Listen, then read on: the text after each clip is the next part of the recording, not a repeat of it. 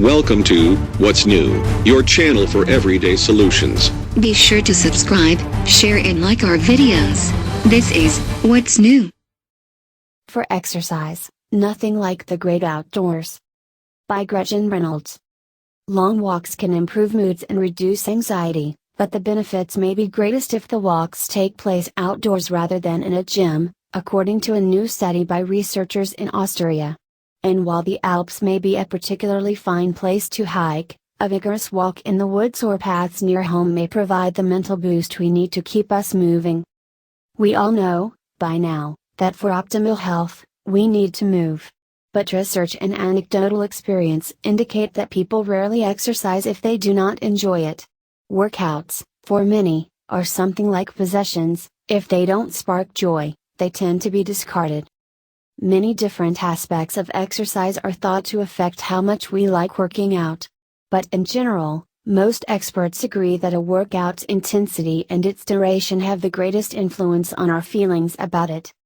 In recent years, many scientists and other experts have focused their attention on short, intense workouts, typically called high-intensity interval training, because the duration is so slight, lessening the likelihood that people will be too busy to exercise.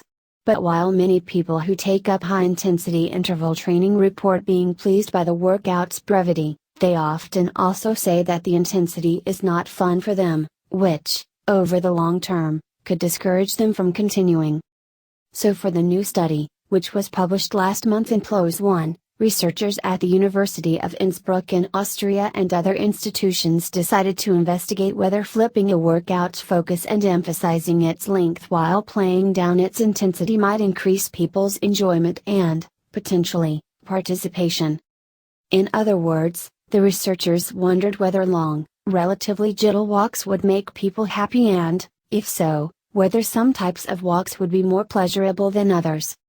To find out, they first recruited about 40 healthy men and women from in and around Innsbruck and asked them to complete a series of detailed questionnaires about their moods and level of anxiety, both at that moment and in general.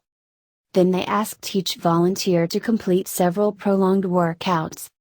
One of these involved hiking in the mountains above the town of Innsbruck with a guide. Before they started, the volunteers repeated the mood tests. Then they walked in groups of 3 or 4 along a popular mountain trail that climbs sinuously and persistently. The volunteers wore heart rate monitors and were told to move at a brisk but not punishing pace, so that they were breathing rapidly but could converse with one another. Midway through the hike, they stopped at a hut and told researchers how strenuous the walking had felt, on a scale of 1 to 20, before descending and repeating the questionnaires about their moods. The entire walk lasted about 3 hours. On a separate day, each volunteer completed virtually the same workout on a treadmill at a gym in Innsbruck. The machine's inclines were set to simulate the uphill hike for the first half of the workout, with flat walking after that, since the machines could not be set for negative altitude gain.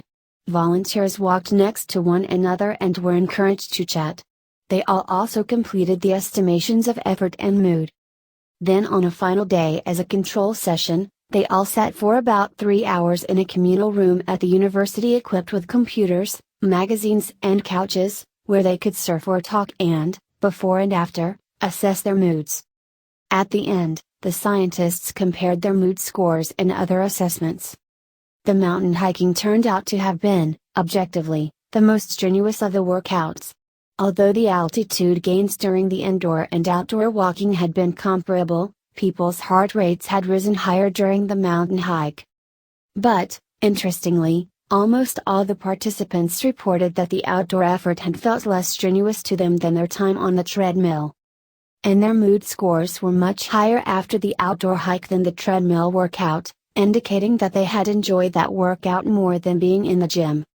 On the other hand, the long walk in the gym had left them almost uniformly happier and more relaxed than after sitting and using a computer or chatting for several hours. In essence, walking had been more pleasurable than not walking, even though the walk's duration had been long, says Martin Niedermeyer, a professor of sports science at the University of Innsbruck who led the study. But walking outside in the serene, Shadowed beauty of the mountains provide an additive benefits for mood, he says, suggesting that people might be more likely to continue with a walking program on paths and trails than treadmills. These results could have particular resonance for people who have tried brief, intense workouts and dislike them. Long, brisk walks might turn out to be more appealing, he says. But of course, this study looked only at a single instance of each workout. It did not follow people to see if they would voluntarily keep walking or measure the extent to which the prolonged walks affected their health and fitness. It also cannot tell us how to carve out the time for a prolonged hike, although summer days are long, weekend hours are plentiful and, for most of us, parks if not beaks are nearby. Welcome to What's New, your channel for everyday solutions. Be sure to subscribe, share and like our videos. This is What's New.